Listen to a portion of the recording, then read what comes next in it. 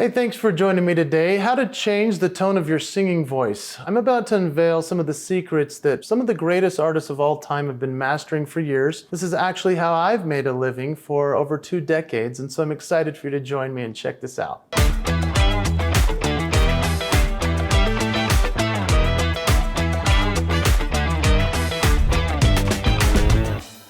And I think to myself, what a wonderful world. Christmas, Christmas time is near. Hey, Mr. Tambourine Man, play a song for me. Think about all those different voices. They're all just different tones. Obviously, there are different things that I can do and you can do as well. And so we're going to talk about how you can change your tone, whether it's doing an impression or simply just figuring out how your tone matters. You have a signature voice, a signature move. Let's dive in. So number one is that your voice can actually be altered. Your vocal tone can be altered. And one of my favorite stories of this is Elvis Presley. Elvis is probably the biggest one-man band of all time, the greatest entertainer that's ever lived. He was known for his singing voice, his dance moves. He had a lot of signature moves, but Elvis Presley did some pretty cool stuff. He actually took from his favorite parts of music. For example, he took from gospel, country, and rock and roll. So it just depended on the song he was singing. That's what he leaned into with his singing voice. So when you think about the genre you're singing, you can actually change your voice to that tone. When Elvis would sing gospel, he would go into the real deep baritone. He'd be like, "How great thou art, how great thou art." You know, he had this big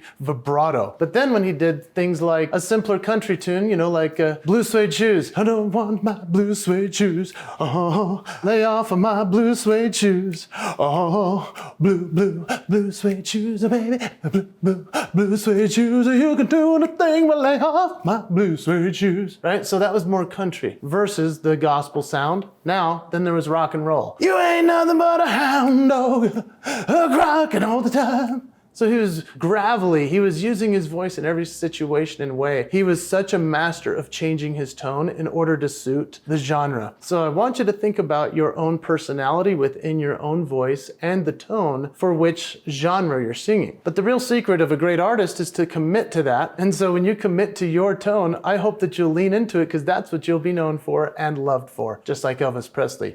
So number two, why does tone matter? Well, tone matters because it depends on how someone's going to perceive you. For example, there was an artist named Tiny Tim back in the 60s. He was this giant guy with long hair and he had a ukulele and he wore a tuxedo and he'd say, "Tiptoe through the window, by the window, that is where I'll be, and tiptoe through the tulips with me." And people didn't take him serious. Obviously, he was doing a bit of a comedy bit. However, he was a very good artist, and he even was revered by people like Bob Dylan, who everyone reveres. And so you have to think about for yourself, what is my legacy going to be if I'm going to use a voice like that? Then there's the opposite of that, might be the voice of a Michael Bublé, for example. Michael Bublé showed up on the scene, essentially a throwback to the Frank Sinatra days by doing songs like, "I did it my way." So he was doing more of a transitionary from the old school into new school, and he's now brought that sound back. That's why your tone matters, and that's why you need to consider for yourself, which tone do you want to lean into? I believe that everyone has multiple tones they can use anytime they sing.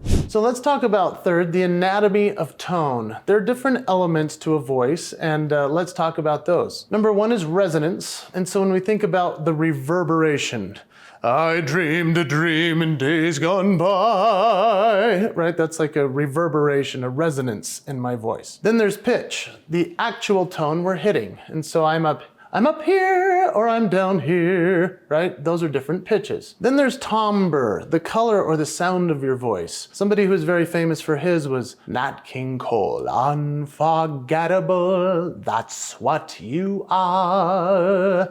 So he had this beautiful timbre within a resonance that was beautiful. And then there's volume. It's either loud or soft. You know the difference right there. You can imagine a rock and roll singer is very rarely singing softly. But if you also think about Metallica did a lot of loud, big, voluminous songs, and then they did Nothing Else Matters and it was quiet. And so the audience actually approved of that because they had never heard them do anything different. So all of these different things are the differentiators and the elements of a tone.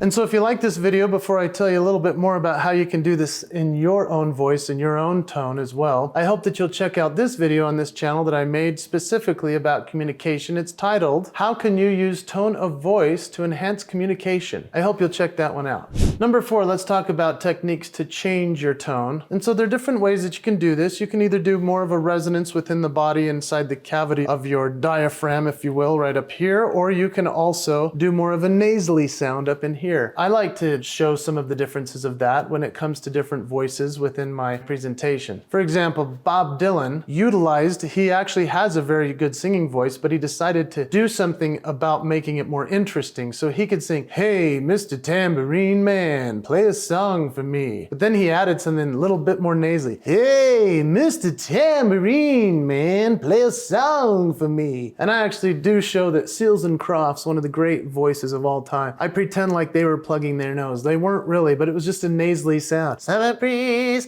makes me feel fine, blowing through the jasmine in my mind." So you could even practice getting to the point where it sounds like you're that nasally, where you could go, "Summer breeze makes me feel fine." All I'm doing is kind of collapsing the upper part of my mouth into my nose, blowing through the jasmine. So I'm kind of compressing and making that sound so I can still sound almost like this. Pretty interesting if you practice. Now then there's breath control and vocal fry and falsetto. So breath control can be helpful if you're an operatic singer, if you're somebody who wants to be like in the opera, "The Phantom of the Opera is here. It's all coming from way down here." But if you're doing more of like rock and roll or falsetto stuff, you can do vocal fry, which somebody like Johnny Cash, "I hear that train a-comin', it's rolling around the bend." He was like really pushing through that sound, which is really cool. Or then there was the opposite side of the spectrum, falsetto, which was like Frankie Valli in the Four Seasons. "Sherry,